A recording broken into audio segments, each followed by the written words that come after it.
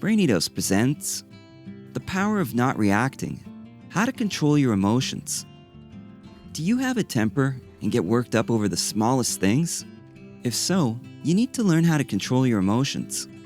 In a world full of stressful situations, it can be easy to get caught up in all the chaos. But by being mindful of your emotions and learning to keep them in check, you can take back control of your life and make positive changes for the future. In this video, you'll learn how to keep your emotions under control and what you should do in those heated situations. Number 1. Identify your emotional triggers. Identifying your emotional triggers is the first step to controlling your emotions. Emotional triggers are things that make you feel angry or upset. They can be anything from certain people, memories and places, to specific words and even smells. We all have different triggers, so this requires some self-reflection and introspection. But knowing what triggers your emotions will help you manage them more effectively instead of lashing out in anger. Number 2. Take a few deep breaths. Whenever you find yourself becoming overly agitated, take a minute to breathe and calm yourself so that you don't react in a way you'll regret later. Breathing is one of the most effective ways to calm down quickly when you're angry, upset, or frustrated. This can be especially useful if you're feeling overwhelmed by stress. Taking 3 to 4 deep breaths soothes your nervous system and reduces stress, which in turn helps you relax and feel more in charge of your emotions. Number 3. Don't bottle up strong feelings. You may think that bottling up strong feelings will make them go away, but this is not true. When it comes to controlling your emotions, the key here is regulation, not repression. Regulating your emotions means acknowledging that you have strong feelings and knowing how to best deal with them in a healthy way, like talking about them or writing them down. Repressing your emotions means avoiding or ignoring what you feel and pretending that you don't care about something, when deep down you really do. This can cause a buildup of negative feelings and lead to aggression later on down the road. Number 4. Use I statements instead of you statements. When you're triggered, your emotions might be storming inside you, but know that your choice of words can either help improve the situation or make things worse. When someone says or does something you don't like, it's easy to say things like, "You always do this," or "You never listen." But using such statements will likely just provoke anger and defensiveness from the other person. So instead of putting blame on someone for your emotions, take responsibility and acknowledge how you feel. For example, rather than saying, "You are always late," say, "I feel upset when you are late because it makes me worry about your safety." This keeps it focused on how you feel, instead of making judgments about the other person's behavior. Number 5. Don't raise your voice.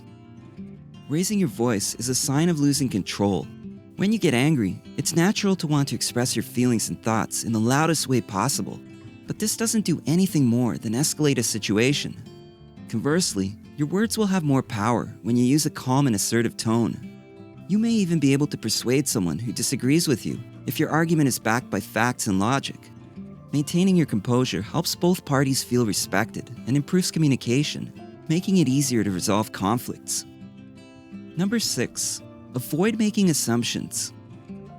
Assuming things about other people's behavior or intentions without being entirely sure of them can lead to some pretty explosive moments. Assumptions are dangerous because they are based on incomplete information. If you make an assumption and overreact based on that, the other person may feel attacked and start overreacting too. So next time someone says or does something you disagree with or don't understand, don't jump to conclusions. Instead, ask questions to clarify what they mean before forming an opinion about their calm interaction.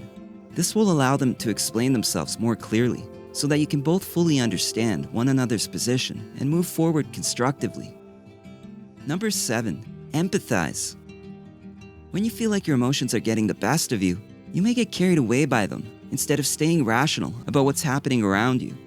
This is especially true when dealing with a difficult situation involving another person. But if you want to control your emotions when things get heated, then being able to empathize with others is extremely important. And this requires you to imagine yourself in their shoes and see the situation from their perspective. As hard as it may be at times, you need to keep in mind that everyone has problems and issues. They might be having a bad day or some kind of challenge in their personal life. Look, you may not always agree with someone's behavior or opinions, but having empathy for them will allow you to respond more appropriately. Number 8. Take a time out. If you've tried everything and are still struggling to keep your emotions in check, take a time out. It's an effective strategy for preventing overreaction and resolving conflict. It gives you the opportunity to calm down, to think about what you want to say or how you want to say it, and return with a clearer head. This is particularly helpful if the other person makes you feel hurt or defensive. Taking a few minutes alone can help diffuse some of the tension before returning and engaging in constructive dialogue. Remember, when you don't react, you leave space to respond. You can always choose your attitude and the way you process information, even if someone else is trying to provoke a reaction from you. You control your emotions and how they affect your actions. This means that if someone tries to get under your skin, it's ultimately up to you whether or not that incident will spark an emotional reaction in you. If you found this video helpful, give it a thumbs up and share it with your friends so we can keep making them. For more videos like this, hit the subscribe button and remember to click on the notification bell. Also, be sure to check out our other videos as well. Thanks for watching.